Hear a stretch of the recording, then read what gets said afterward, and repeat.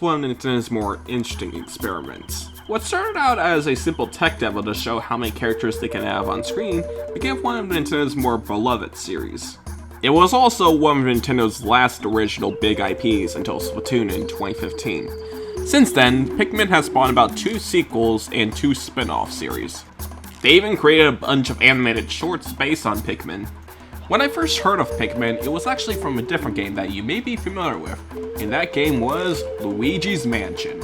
So when you look at the options menu of Luigi's Mansion, you can actually see a trailer for Pikmin. This really fascinated me when I was little because I've never seen or heard about this series before. However, it took about a few more years until I finally got a physical copy of Pikmin on the GameCube. So, f*** you eBay. Anyway, so when you start the game, it showcases Olimar, a captain who is trying to deliver something to his planet. Unfortunately, however, he's clearly not trained to fly ships like this because he accidentally crashes into a meteorite and falls into this mysterious planet. When he wakes up, he realizes that his ship has been destroyed and he only has 30 days to repair it, otherwise the oxygen of the area will kill him. As he wanders to find out what to do, he discovers this mysterious onion that shoots out this seed. When he plucks out the seed, he discovers that it's a mysterious creature that he labels as a Pikmin based on the resemblance of a vegetable from his planet. Which, funnily enough, because they have a similar resemblance, that became an influence to a later short of the series, where the Pikmin thinks that Olimar is eating them. Oh my. Anyway, so throughout the game, you're guiding the Pikmin on what to do. The Pikmin are able to do 2 things. 1, attack enemies, or 2, escorting items. However, 1 Pikmin isn't going to be enough, so you need to make more Pikmin. And how you do it? Well, there's 2 solutions. 1, you get these little pellets that tells you how many Pikmin you'll get. Or 2, you beat the shit out of these creatures until they die, and then use their corpse to breed more Pikmin. Oh hey there, little Bulborbs! I hope you don't mind if I use your dad's carcass to make more Pikmin. Oh, that's horrible. So the point of the game is that you're trying to get all the parts as you can within a time limit. It takes about 13 minutes for a day to end, and you have 30 days, so that means you have about 6.5 hours to get all the parts. However, while you're trying to get all the parts, there's enemies that are trying to eat the Pikmin, so you're trying to help the Pikmin fend off the enemies. Because if you don't, and lose all of them, you'll make the Pikmin species extinct. And speaking of Pikmins, there's 3 different variations that have their pros. Red Pikmins are fireproof, while the blue ones can breathe underwater. And for the yellow Pikmins, you can throw them at a higher distance, and they're the only ones able to throw bombs. So it's all about using the right Pikmin for the right situation.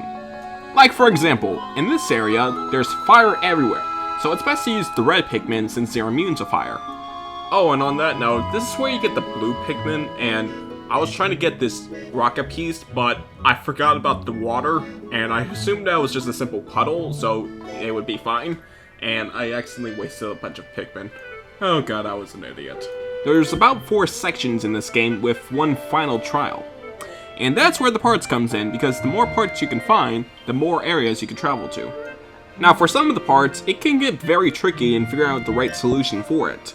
Like this puzzle got me stuck for a while until I realized why not just use the yellow Pikmin. There's even several bosses in this game, and they hold no punch. If you don't figure out their weak point or anything, you're gonna lose a lot of Pikmin, and I mean a lot. The creatures in this area really loves to eat Pikmin, so you need to figure out a way to beat them before they devour most of your army. And these toads right here can screw right off because I've lost a lot of Pikmin because of these things. So in Pikmin, it's all about strategizing and planning things out. Here's what I usually do that works the best. I usually try to make sure I do something substantial each day. Whether it's finding rocket parts or growing my army of Pikmin by grinding. And you're going to need a lot of Pikmin to travel throughout the area because there's some areas where you need a bunch of Pikmin to get through. Because if you have a group of Pikmin, they can either break down walls or build bridges. Now for stuff like the bridges and stuff, they can be very time consuming, so it's best to leave some Pikmin out while you do something else. Or be just like me, or I'm just paranoid on which creature is going to eat the Pikmin, so I just wait, so I don't have to lose my entire army. So if you want to be safe than sorry, then I just recommend just waiting around, and just enjoy the environment of this area. Now when it comes to presentation in this game, I really love it. It's just very calm and endearing. And look at these little Pikmins, like, come on, you can't say mad at these guys. They're just purely adorable. They sound really adorable. I love how when they carry giant stuff, they work as a team. And also, when you use the C-stick, they move, and it does this cute little sound effect. There's a reason why these are one of the most memorable and endearing Nintendo characters of all time. They even make some small cameos in their sister series. And recently, they're at Nintendo's theme park as well. And for thematically for Pikmin, it is really nice. The setting and everything is just full of character. It really feels like you're a tiny person in this gigantic world. And even the simplest things I really like how every time you found a piece of your rocket, it gradually builds up individually. And every time you call in a day, Allmart will write something about his journey today. It also showcases that Allmart is really of a family man who has a wife and kids. It really fleshes out a bit more of Allmart's character. He's just a simple man who just got stranded and just misses his wife and kids. And for the music in this game, I really love it. It's just very calm and just makes you feel good. And for the song Forest of Hope, this is easily one of my favorite songs in the entire game, let alone the entire series, full stop. It's a song that I really like to play in the background time from time because it's just very peaceful. And what's also fascinating about the soundtrack is that it's also dynamic.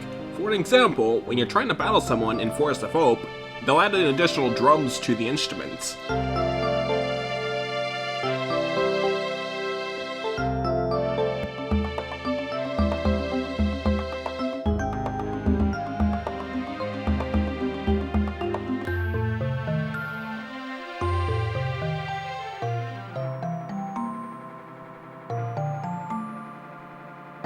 Attention like this is everywhere in this game. When Nintendo tries to be experimental with their games, they can have very interesting results. And Pikmin is one of their more fascinating results. On that note, I think it's appropriate to talk about the Wii version. There's really not that much to talk about with this version. It's pretty much the same game, but it's in widescreen and it has pointer controls. I do not own Pikmin 1 on the Wii, but I do own Pikmin 3 on the Wii U, which has a similar control layout when you're using the Wii controller and nunchuck. And honestly, I think the pointer controls makes an effective blend when it comes to aiming the Pikmin. Alright, I think it's about time to wrap this venture up. So once you've collected 29 pieces of the rocket, you'll unlock the final area of the game. The final trial. And in this area, you're going to have to use all of your Pikmin to solve this one final puzzle. And once you've figured everything out, it's time to beat the final boss. And holy crap, this guy was really hard to figure out. I had to reset a few times because I've lost nearly every single Pikmin I had. Like, no joking, literally one of my tries, I only had one Pikmin left. Eventually I figured out how to defeat him. You just need to use these bombs to stun him.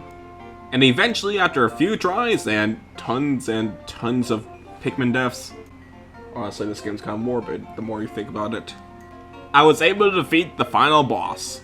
He spits out the final treasure, which is a piggy bank, and then Allmart says his final goodbyes to the Pikmin.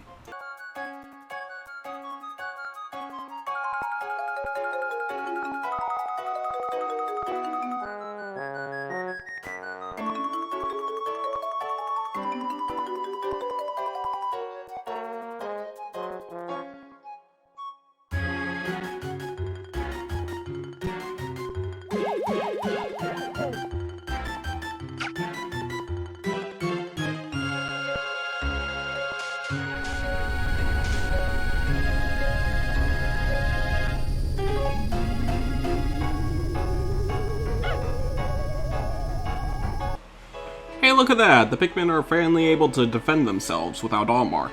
That's nice. And that is the story of how the Bulbarbs become extinct. However, in Pikmin, there's actually multiple endings in this game. If you've collected at least 25 pieces, Allmart will just leave the Pikmin without saying goodbye. And honestly, it's kinda sad. This is literally the equivalent of Dad going to the store to get some milk. But for the final ending, if you don't get about 25 parts, Allmart's ship will explode, and then he just dies. Afterwards, the Pikmin carries his body to one of the onions, and he turns into this weird Pikmin-human hybrid thing. After you finish the game, there'll be a ranking system at the end. This will rank you depending on how fast you completed the game and how many Pikmin have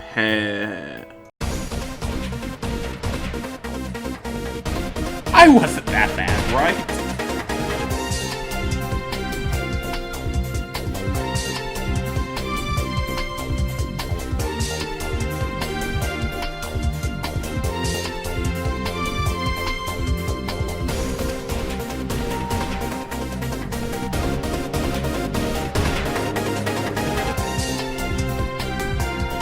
And that's pretty much it when it comes to Pikmin.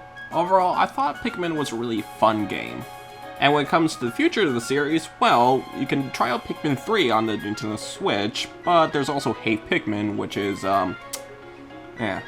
There has been ramblings about Pikmin 4 coming to Switch, but just like Spiral 4, it's just ramblings. I also mentioned earlier about these animated shorts, and these are by far one of my favorite things when it comes to Pikmin. I highly recommend trying out all the shorts they created, because these are just amazing. But that'll do for today, so thank you for watching, and I'll see you later. Bye-bye!